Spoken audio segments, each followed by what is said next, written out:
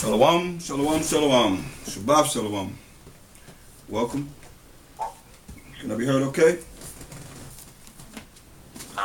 Okay, well, Colossians 3:17 as always. We're going to go over these laws and we ask the Most High for his understanding continually so that we can continue to move forward toward the kingdom that's prepared for Israel. Let's read. Forever and ever and ever. Forever and ever and ever. Come.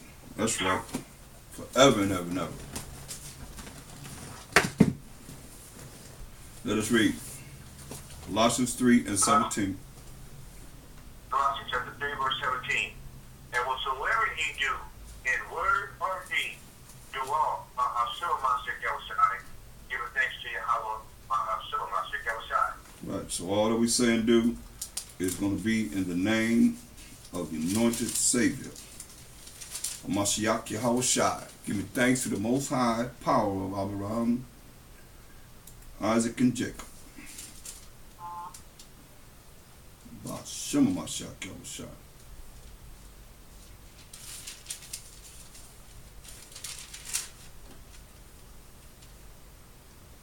So we're going to look at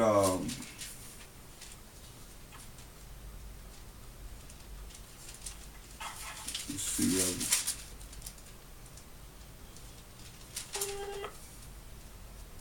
let's go over Numbers 15. Let's go through Numbers, the 15th chapter.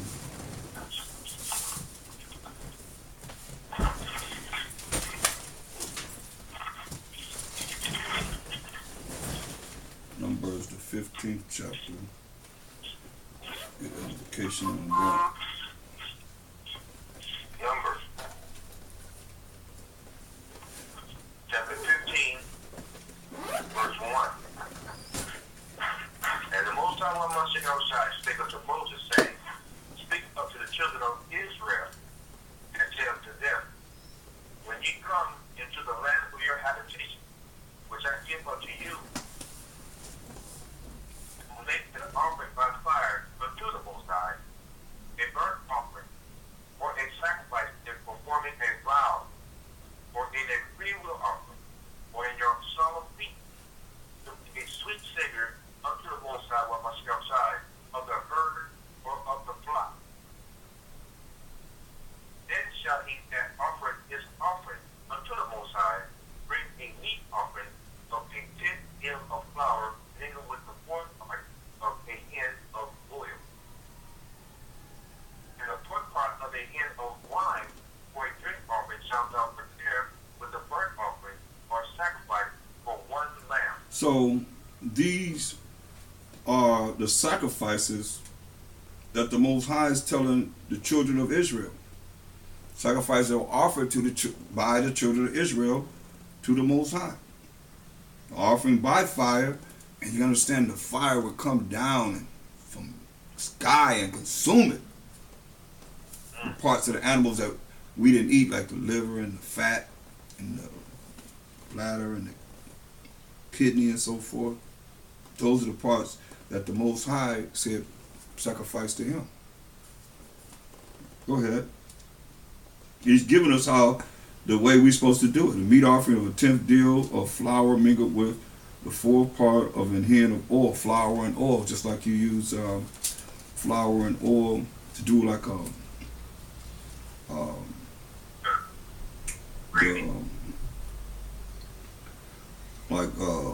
pot roast.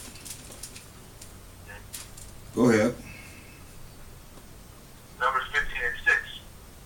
Or for a ram, thou shalt prepare for a meat offering 2 10 deals of flour mingled with the third part of a hin of oil.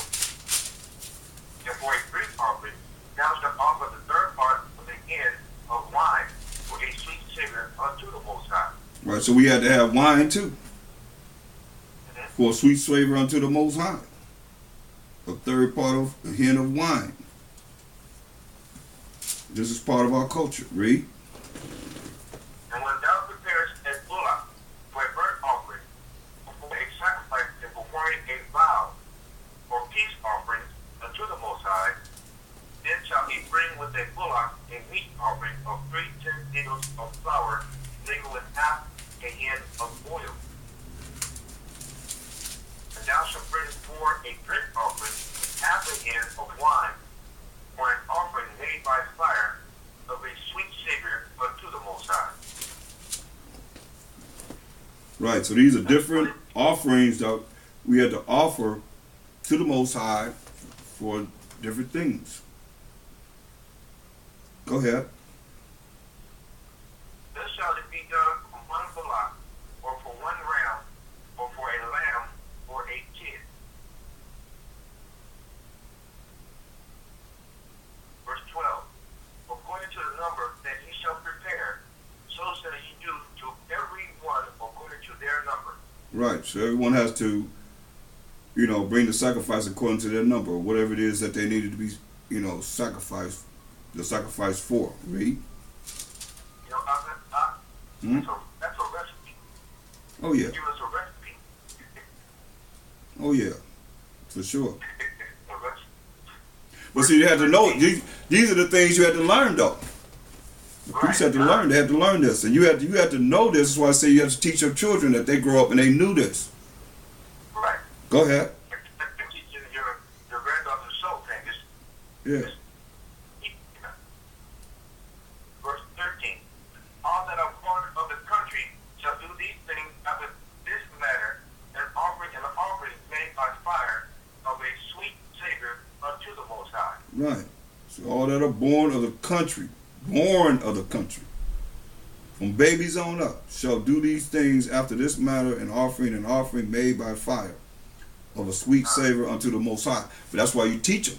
It's like we going over it, we learning, we hearing it now, we learning what we done in the past. Read. And if a stranger sojourn with you, whatsoever be among you in your generation, and will offer an offering made by fire of a sweet savor unto the Most High, as ye do, so ye shall do. Right. So if a stranger that was with us, they had to follow the same laws, statutes, commandments as we did. They were among us. It's like people come among us now and they want to be among you, but they want to do whatever they want to do. That's off. Even if they're Israelites, they still got to follow the same way that we follow in understanding our laws, statutes, commandments, even to this day. But if they don't, then it's going to be confusion. It's going to be, you're not going to be, that's why I say, how could two walk together and not agree? It's going to be a bunch of confusion. Read. That's why I say even a stranger. And a stranger could be a stranger of Israelites, as an Israelite. Someone that we don't know as an Israelite. That's a stranger also. Not just talking about these other nations. Because every time you see stranger, you see Gentile, you think it's talking about the other nations, not necessarily talking about the other nations. Talking about a stranger. It's like, some of you might, first time you seeing this video, or sometime it could be the first time you're on a conference call, so we are strangers. You heard of me. You heard of Shield of Wisdom. We got next, so here you are. We don't know each other. Yet we're still Israelites. And you're called a stranger. We're strangers to each other. But read. Numbers 15 and 16.